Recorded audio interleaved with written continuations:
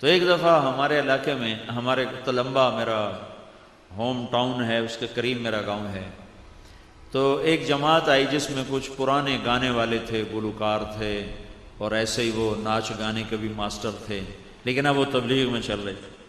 تو میں نے ان سے کہا یار یہاں ہمارے خسروں کا اڈا ہے، وہاں جا کے ان کو لے کر آؤ کسی سے۔ وہ گئے تو انہوں نے ایک مقامی آدمی ساتھ کیا، تو اب وہ بعد میں خود بتانے لگے کہ جب ہم نے وہ جھری میں سے جب نوک کیا نا تو جھری میں سے دیکھا تو ان کا بڑا گرو تھا، بھاگی اس کو کہتے تھے۔ تو بھاگی نے پوچھا کون ہے، کہ ایک بندہ ہے تے باقی مولوی ہیں، وہ جس کی داڑھی نہیں تھی نا، کہ ایک بندہ ہے تے باقی مولوی ہیں۔ اچھا دروازہ تک کھولو، انہوں نے دروازہ کھولا، وہ جا کے بیٹھ گئے، تو وہاں کوئی انڈین فلم لگی ہوئی تھی، وہ دیکھ رہے تھے۔ تو انہوں نے کہا بھائی ہم نے آپ سے کوئی بات کرنی ہے اللہ رسول کی۔ کہنے لگے حالی تسی فلم ویکھ رہے، انہوں نے کہا ویکھو بھائی۔ وہ چپ کر کے بیٹھے رہے۔ جب فلم ختم ہو گئی کہا بھائی اب ہم نے آپ سے بات کرنی ہے، انہوں نے کہا جی اسی حالی اپنا ریاض کرنا ہے، کرو بھائی۔ تو انہوں نے ناچنا شروع کر دیا، تو آدھا پونا گھنٹہ وہ ناچتے رہے، یہ چپ کر کے بیٹھے رہے۔ انہوں نے کہتا ہے کیوں جو مولوی ہیں جڑے جاندے ہی کوئی نہیں۔ انہوں نے بعد میں خود بتایا کہ ہم نے سوچا جب ہم ناچیں گے تو جو خود ہی بھاگ جائیں گے، توبہ توبہ کریں دے لا حول ولا پڑھ دے، وہ تو گئے ہی کوئی نہیں۔ میں کہہ لے ہن سننی پوے گی۔ تو انہوں نے پھر کہا اچھا جی ہن سناؤ کی گل ہے۔ تو وہ ایک ان میں تھا نوجوان، طارق اس کا نام ہے، ادھر لاہور کا ہے، وہ ون مین شو میں بہت ماسٹر پیس آدمی ہے۔ تو اس نے ان سے بات کی، تو ان کا جو گرو تھا نا بھاگی، وہ تیار ہو گیا ساتھ آنے کے لیے۔ تو وہ اس کر لے کر مسجد میں آئے، تو میں نے کہا اس کو پہلے نماز پڑھاؤ۔ نماز پڑھائی، پھر میرے پاس بٹھایا، تو میں نے پوچھا کبھی تو نے نماز پڑھی ہے؟ کہا جی بس آج ہی پڑھی ہے۔ میں نے کہا اس سے پہلے؟ کہا جی زندگی میں آج تک نہیں پڑھی۔ میں نے کہا کوئی جمعہ پڑھا ہو؟ کہا جی نہیں جمعہ بھی کبھی نہیں پڑھا۔ میں نے کہا کوئی عید پڑھی ہو؟ کہا جی عید بھی آج تک نہیں پڑھی۔ یہ میرا پہلا سجدہ ہے جو میں نے اللہ کو کیا ہے۔ تو میں نے کہا کیوں نہیں آتے ہو؟ عید تو پڑھ لیا کرو۔ کہا جی لوگ جو نفرت کرتے ہیں تو پھر ہم نہیں آتے، ہم نہیں آتے۔ خیر میں نے اس کو اپنے ساتھ بٹھا کے کھانا کھلایا، اکرام کیا۔ بڑے بڑے اس نے بال چھپا لیے نا، وہ بڑی ساری پگڑی باندھ کے نا، تو اس نے بال سارے سے اوپر کٹھے کر کے یوں پگڑی باندھ لی ہوئی تھی۔ تو میں نے اس کا بڑا اکرام کیا، بڑی محبت سے بٹھایا، تھوڑی بات کی۔ اگلے دن پھر اس کو بلایا، پھر اس کو اپنے ساتھ بٹھا کے کھانا کھلایا۔ اگلے دن پھر اس کو بلایا، تو وہ بڑا حیران ہو کر کہنے لگا جی سانتا جی مولوی نیڑے نہیں لگن دین دے، گلاس نو ہاتھ لا گئے تو انہوں بھی دو چھڑ دین، تسی کیوں جو ہو سانو نال بات روٹی کھوائی جاندے ہو۔ پھر میں نے اسے کہا تم ایسا کرو، یہ دین تیرا بھی ہے میرا بھی ہے، نبی میرا بھی ہے تیرا بھی ہے، تو دین سیکھنے کے لیے تبلیغ میں جا۔ کہا اچھا جی چلا جانا۔ تو وہ 3 دن کے لیے پھر جماعت میں گیا۔ ہوتے اکثر تو یہ مرد ہوتے ہیں، بنے ہوتے ہیں، گزرے۔ یہ کوئی میں آپ کو 6 سال پرانی بات بتا رہا ہوں، 7 سال۔ 3 دن کے بعد وہ واپس آیا ہے، تو اس نے ناچ سے توبہ کی، پہلی صف کا نمازی بنا، داڑھی اس نے رکھی، شادی اس نے کی، اللہ نے اس کو بچے دیے، اب وہ قرآن سیکھتا ہے، نماز پہلی صف میں پڑھتا ہے۔ اور ایک اس نے مجھے آزمائش میں ڈال دیا، انہوں نے کہا گل ہے مولانا صاحب میں نے آمدہ جاندہ کچھ نہیں، میرا خرچہ ہوں ساری ہے جاتی تو تیرے ذمے۔ میں کہا چلو وہ میرے ذمے تو ہے، کام چھڑ دے۔ وہ کہا ہم تو تنکا توڑ کے راضی نہیں ہیں، تو اب مجھے کام تو کوئی آتا کوئی نہیں، لہٰذا میرا خرچہ تو نے اٹھانا ہے، جب تک تو زندہ ہے یا میں زندہ۔ میں نے کہا چل ٹھیک ہے، جب تک میں زندہ ہوں تو زندہ ہے، تیرا خرچہ میں اٹھاؤں گا۔ اس نے کوئی 10 ناچنے والوں کو بلا کر میرے سامنے ان کے بال کٹوائے، ان سے توبہ کروائی۔ ایک ناچنے والا مجھے پھر نظر آیا، سرخی پاؤڈر لگایا ہوا، اور میں کہا وہ تیرے نال کی بنی؟ آندا جی مسجد وڑیاں تو مولوی صاحب آ کے خسرا کدے وڑایا، کڈو اینو بایا۔ بس پھر مڑن نرام آتے ٹور پہ.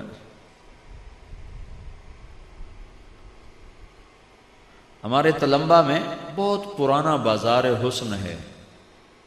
1818 میں رنجیت سنگھ نے ملتان فتح کیا تھا. مظفر خان شہید 5 بیٹوں سمیت شہید ہوا تھا. عبدالی روڈ پر اس کی قبریں ہیں بیٹوں سمیت. تو تلمبا ملتان کا ایک صوبہ تھا اس وقت، بہت بڑا شہر تھا یہ. تو اس نے جب تلمبا فتح کیا تو ملتان یہ 1818 میں ہے. تو شیر سنگھ نے یہ فتح کیا تھا، پھر رنجیت سنگھ بعد میں خود آیا تھا. تو اس نے ایک بازار حسن کی بنیاد رکھی تلمبے میں. اب تک وہ قائم ہے. اب پہلے والی رونق نہیں ہے لیکن اب بھی ہے، سارا کچھ دھندا ہوتا ہے. تو پھر میں نے سرگودے میں ہمارا ایک ساتھی ہے، اس نے وہاں بازار حسن میں کام کیا، کئی لڑکیوں سے توبہ کروائی، کئیوں کی شادیاں کروائیں. تو میں نے اس سے کہا یار تم ادھر تلمبے جماعت لے کر آؤ، میں اپنے یہ جو ہمارے علاقے کی ہیں بچیاں میں ان میں چاہتا ہوں کوئی اللہ کی بات ہو. تو وہ آئے جماعت لے کر اور گئے بازار حسن. تو انہیں وہاں کی لڑکیوں کو اکٹھا کیا. تو ان سے اس نے بات کی اور کہا بیٹیو میں تمہارے سر پہ اماں فاطمہ کی چادر ڈالنے آیا ہوں.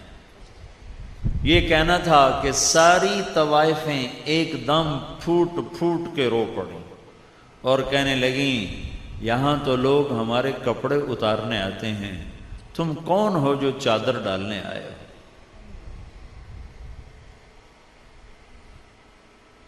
اتنا روئیں کہ اس کو بھی رلا دیا کہ یہاں تو ہمارے کپڑے اتارنے لوگ آتے ہیں، تم کون ہو جو چادر ڈالنے آئے ہو؟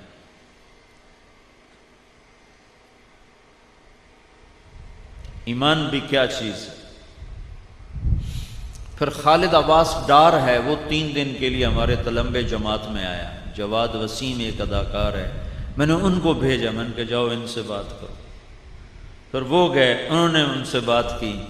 تو انہوں نے مطالبہ رکھا کہ آپ کہو مولوی طارق جمیل جو ہمارے علاقے کا اتنا مشہور ہے، لوگوں میں واز کرتا ہے، ہمیں کیوں نہیں اللہ کی بات سناتا؟ اسے کہو ہمیں اللہ کی بات سنائے. تو میں نے کہا اچھا ٹھیک ہے. تو وہاں میں نے ایک چھوٹا سا اسکول بھی بنایا ہوا ہے گرامر، بچوں کو اچھی تعلیم دینے کے لیے. تو اس اسکول میں نے ان کو جمع کیا. کوئی 60-70 اکٹھی ہوئیں، کچھ ایجڈ کچھ جوان، 30-35 جوان تھی، دبئی ناچنے جاتی تھیں. تو میں نے ان میں بیان کیا.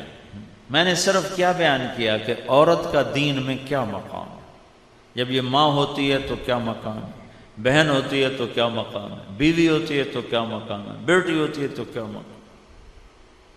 جب میں نے یہ بیان کیا کہ اللہ کے نبی نے فرمایا تھا کاش میرے ماں باپ زندہ ہوتے، اور نہیں تو میری ماں تو ہوتی، اور میں عشاء کی نماز کے لیے مصلی پہ ہوتا اور سورۃ فاتحہ شروع کر چکا ہوتا، اور ادھر سے میرے گھر کا دروازہ کھلتا اور میری ماں مجھے کہتی بیٹا محمد، تو میں اپنی ماں کی خاطر نماز توڑ دیتا اور میں کہتا جی اماں جان میں نماز دوبارہ شروع کر ساں، تساں حکم کرو کی حکم. تو وہ اتنا روئیں. وہ کون عزت بیچتا ہے؟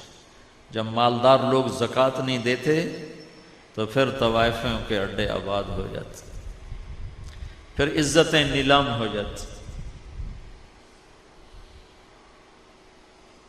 قربان جاؤں اللہ کی رحمت. میرے نبی نے فرمایا بنی اسرائیل میں ایک نوجوان تھا جس کا نام تھا کفل. ہر رات نئی لڑکی اس کے پہلو میں آتی تھی. ایک رات ایک لڑکی کو لے کر آیا 60 دینار. 60 دینار آج کے سونے کے ریٹ کے مطابق 6 لاکھ روپیہ بنتا ہے. جب اس کے ساتھ کمرے میں الگ ہوا تو دیکھا تو وہ رو رہی تھی. تو کفل نے پوچھا کیوں رو رہی ہو؟ تو اس نے کہا کفل میں پیشہ ور نہیں ہوں، میں عزت دار ہوں، مجھے بھوک نے یہاں تک پہنچا دی. جب مالدار لوگ زکوٰۃ نہیں دیتے تو غریبوں کی بیٹیاں نیلام ہو جاتی. کیا ظلم و ستم ہے! یہ کوئی تھوڑا ظلم ہے کہ پیسہ ہو اور زکوٰۃ نہ دے، ذمہ دار ہو اور فصل کا عشر نہ دے.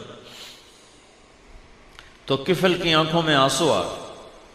اس نے کہا تو میری بہن ہے، جس عزت کے ساتھ آئی ہے اسی عزت کے ساتھ واپس چلی جا، اور میں بڑا کتا انسان ہوں، میرے لیے دعا کر اللہ مجھے معاف کر دے۔ اور کفل کو نہیں پتا کہ اگلے گھڑی فیصلہ کیا ہو چکا ہے۔ وہ بچی گھر پہنچی، پیچھے کفل مر گیا۔ یہ ایسا نامی گرامی بدماش تھا، کل نہ اس کو کوئی غسل دینے آتا، نہ کوئی کندھا دینے آتا، نہ اس کا کوئی جنازہ پڑھنے آتا۔ وہ ایسا غلط انسان تھا۔ تو میں اس شہنشاہ کی رحمتوں پہ قربان جاؤں۔ ارے تم تو محمد مصطفیٰ کے امتی ہو، تمہارے لیے تو دو مہربان ہیں، ایک اللہ اوپر ہے، ایک نیچے محمد مصطفیٰ ہے۔ وہ تو بنی اسرائیل کا ہے، اس کے پیچھے تو محمد مصطفیٰ کی پشت پناہی نہیں ہے۔ لیکن میرے اللہ نے کیا کیا؟ جب صبح ہوئی تو لوگوں نے دیکھا کفل کی دیوار کے اوپر لکھا ہوا تھا ان اللہ قد غفر للکفل، اللہ نے کفل کو معاف کر دیا ہے، جاؤ جنازہ پڑھو، جاؤ کفن دو، جاؤ دفن کرو، جاؤ کندھا دو، کہ جس رب نے پکڑنا تھا اس نے معاف کر دیا ہے۔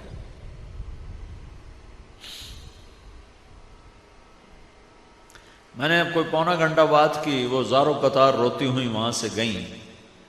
تو 2-3 دن گزرے تو مجھے خبریں آنی شروع ہوئیں کہ ایک بچی بھاگ گئی، اپنے رشتہ دار کوئی اور تھے، ان کے جا کے پاؤں میں گر گئی، میری کہیں شادی کرا دو، مجھے اس گند سے نکال دو۔ 2-3 بچیوں نے توبہ کی کہ اب ہمیں ٹکڑے ٹکڑے کر دو، اب ہم یہ کام نہیں کریں گے۔ پھر ایک بچی کا پیغام آیا کہ میں آپ سے ملنا چاہتی ہوں، ساتھ ہے کہ اس کی نمبردار نہیں، وہ جو بیچ میں پھر بڑی ایجڈ ہو جاتی ہے تو پھر وہ جوان لڑکیوں سے بھی خطرناک ہوتی ہے، جو سودے کرواتی ہے اور کیا کچھ کرتی ہے۔ ایک وہ نمبردار نہیں، ایک وہ بچی، وہ دونوں میرے پاس میرے گھر آئیں ملنے کے لیے۔ تو وہ بچی رونے لگی، کہنے لگی میاں صاحب میری کتھائیں شادی کرا دو، میں نے میرے پیراما وڈ چھڑیا مار مار کے کہ سانو کما کے دے میں جویں کماؤنا ہے۔ تو میں انہوں نے آکھیا ہوں میں نے ٹوٹے ٹوٹے کر چھڑو، میں ایک گندا کم نہیں کرنا۔ تبلیغ نے صرف ممبر پہ بیٹھ کے تبلیغ نہیں کی ہے، بالا خانوں میں پہنچ کر بھی اللہ کی بات کو پہنچایا۔ میں نے کہا بیٹی تو غم نہ کر، جب بھی کوئی مجھے مناسب رشتہ ملا میں تیری شادی کروں گا، اور جب تک تیرا رشتہ نہیں ہوتا تیرا خرچہ میرے ذمہ ہے۔ وہ نمبردارنی کی 3 بیٹیاں تھیں، ان کو وہ گھنگرو بندھا رہی تھی نچانے کے لیے۔ تو آ کر کہنے لگی مولانا صاحب میں توبہ کیتی ہے، میری دھیاں نو بچا لو۔ میں کہا بی بی اللہ بچاون والا، میں کی بچا سکنا۔ اب اس نے ایک کی منگنی کر دی ہے اور وہ جگہ ہی چھوڑ دی، اور 2 کو 3 کو بچا لو، 3 زندگیاں بچ گئیں۔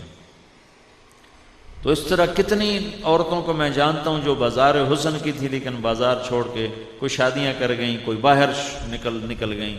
یہ تبلیغ بڑا عجیب کام، اس نے پاکستان کو سہرا بندھایا ہے۔ ساری دنیا میں پھرا ہوں، اس نے پاکستان کو سہرا بندھایا۔ تو میری گزارش ہے آپ لوگ چھٹیاں لے کر تبلیغ میں جایا کرو۔ جمعرات کو جب آپ یہاں ہو تو وہ مرکز میں رات میرا بیان تھا، وہاں جا کے بیان سنا کرو۔ جب ڈیوٹی پر ہو تو ڈیوٹی کو عبادت سمجھ کے کرو۔ ایک اللہ کے ایک جہاد ہے جو سرحدوں پر ہوتا ہے، ایک جہاد ہے جو اندر ہوتا ہے۔ جو سرحدوں پہ کھڑے ہیں رات کو پہرے دے رہے ہیں، ان کی ایک رات کا پہرا، اور تم لوگ جو راتوں کو پہرے دے رہے ہو تمہارا ایک رات کا پہرا، وہ اس 100 سال کی عبادت سے بہتر ہے جس کا ہر دن 100 سال کے برابر ہو۔ تو اپنی ڈیوٹی کو صرف تنخواہ نہ سمجھو کہ تنخواہ لبنی، اپنی ڈیوٹی کو بندگی سمجھو، عبادت سمجھو، لوگوں کی خدمت کرو، لوگوں کے کام آؤ۔